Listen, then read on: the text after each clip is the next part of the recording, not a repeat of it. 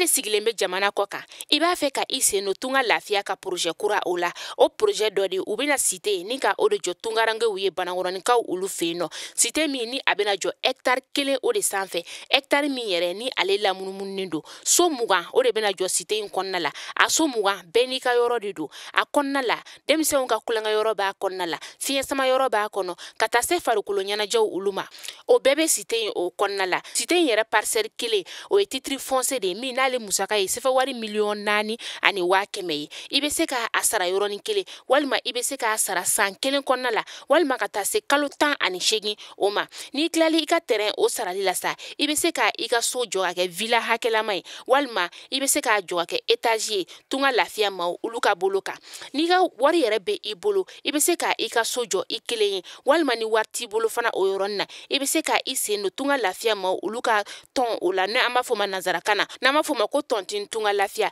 walasa ka se ka I ka so ale jɔ cité o kɔnɔna la o t'a bannen dɛ tunga lafiya ma o bɛna tila ka immeuble fana jɔ cité in kɔnɔna la immeuble min n'i bɛ se ka appartement o san chambre 3 de b'a kɔnɔna la ale ni salon 1 a musaka bɛ t'i jɔ sefa wari miliyɔn 15 la ka taa se sefa wari miliyɔn 17 ma I bɛ se ka o fana sara dɔɔni fo ka taa se san 2 ani tila ma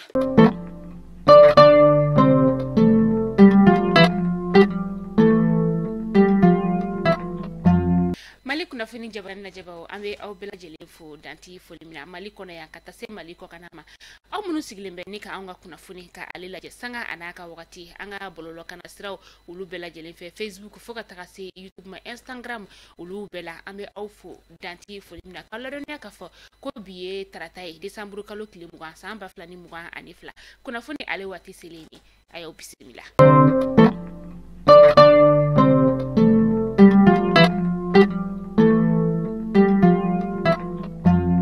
Fondamela bi an ka fanga jamana ɲɛma n'o ye colonel Asimi Goita ye kunu décembre kalo tile 19 san 2022 a ye conseil national du patronat an ka jamana kɔnɔna la n'o ye CNPM ye a ye o maaw ni ka u bisimila min n'a ɲɛmaya bɛ Musa Dɛk Bali ale bolo a fɔla sa ko a kɔnɔna na ni kana a ka bureau kɔnɔmɔgɔw ka olu yira an ka jamana ɲɛma ale la min ka kila ka foli kɛ ni ka ɲɛsin jamana marabagaw olu ma Bali yɛrɛ a ka fɔla ko a bɛ waati jan bɔ kabi octobre kalo tile fɔlɔ san 2022 gɛlɛya kɔni o kɔni tun donna CNPM ale kɔnɔna la ka sababuya kɛ a kalafili koɲɛw olu ye nka nin wagati in na ɲɛ kɔni sɔrɔla ale kow la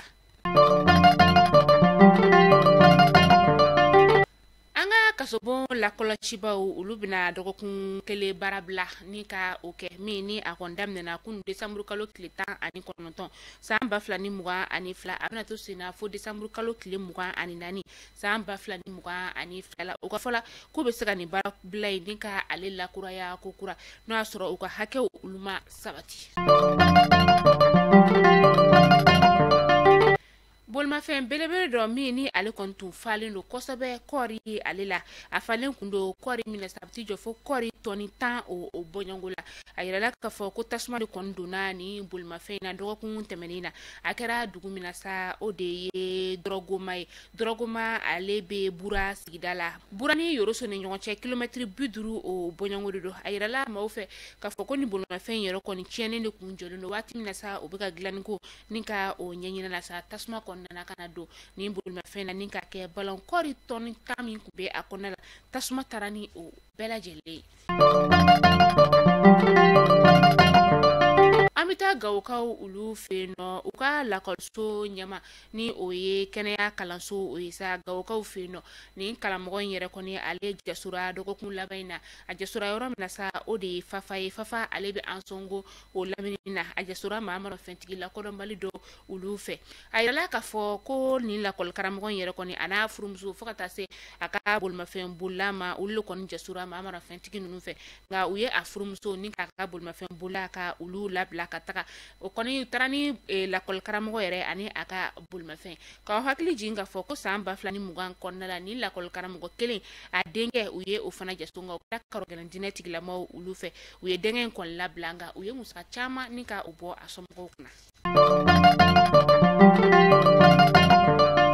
denbaya kɛmɛ ani 60 de be no bagabagali kɔni tara ka o denbaya kɛmɛ ni ka a sɛgɛrɛ dugukɔrɔkaw olu feno dugukɔrɔ ale be Bagineda sigida o la u ye weleweleda bila ka ɲɛsin an ka jamana marabaga ma ni o ye colonel Asimi Goita ani gouvernement ma bɛɛ lajɛlen ma ka fɔ ko u ka wuli k'u jɔ yani nin ko in ale ka gɛlɛya u ni ɲɔgɔn cɛ.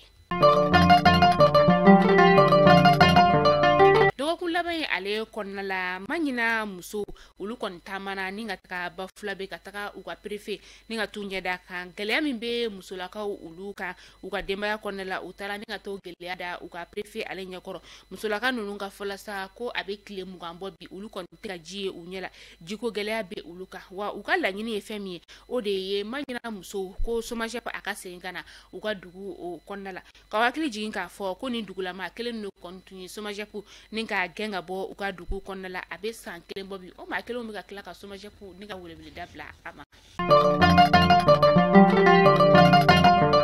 ka kunnafoni datuguni kokan kibaru o ye an taa Senegalikaw ka jamana o kɔnɔna la kunu décembre kalo tile 19 san 2022 u ka wasaden 2 min ni olu be fanga sinamatɔn ka bolo kan u ɲangira san 2 kaso o datuguli ni o ye wasaden min sa n'ale be wele ko Masata Samba ale ni Mamadu Nyanga u ɲangira fɛn min na sa o de ye ka fɔ ko u ye wasaden dɔ ni o ye muso ye Ami Njayi u ye ale kɔni ni ka ale bugɔ Ami Njayi ale be fanga ka fanfɛla o la wasabulon o kɔnɔna la a kɛra décembre kalo tile fɔlɔ nin kɔni ko in kɛra a ma dogo jamana maa si la ka fɔ ko ni gɛlɛya in kɔni kɛra wasabulon o kɔnɔna la wasaden ninnu yɛrɛ kɔni u ye waati caman bɔ n'u kɔni tuntunnen don u kun tɛ ka ye nka kɔfɛ kɔni u yɛra wasabulon ale kɔnɔna la décembre kalo tile 12 tɛmɛnen u y'u minɛ ni ka t'u bila kiiri tigilamaw olu ka bolo kan. Mali kunnafoni jabarani lajɛbaw kunnafoni damanan tun bi an bolokɔrɔ bi ni ka da u kelenkelen bɛɛ lajɛlen kulo kan o de tun ye ni ala man ka jɔnya jɔna aw ni an bɛ ɲɔgɔn sɔrɔ don n'a nataw la kunnafoni kuraw olu kɛnɛ kan yana an ka kunnafoni an ka datugu pewu sa tunga lafiya ale de anw ka kunnafoni ale ye jukɔrɔma dondoba ye tunga lafiya ka site ta ko filanan tɔgɔ sɛbɛnnu olu baaraw daminɛna banangɔrɔnikaw olu fɛ yen nɔ site min ni a bɛna jɔ hectare 3 o de sanfɛ site in kelenkelen bɛɛ lajɛlen tɛrɛ 15 sur 20 de wa sɛbɛn wari 4,000,000 ani 500 de don n'o b'i bolo yɔrɔnin kelen i bɛ se ka a sara n'o fana t'i bolo i b'a sara kalo o kalo ere wari 572 o ta bɛ san 1 o de ma n'a banna wagati min na i ka terrain ale bɛ kɛ i ta ye tunga lafiya ale nana tungarankew olu lafiyali de kama u ka numéro de téléphone o bɛ sɛbɛn anw ka kunnafoni ale kɛrɛfɛ a y'u wele walasa ka se ka o tɔgɔ sɛbɛn tunga lafiya ka nin site ale terrain na aw k'an bɛn don n'a nataw la.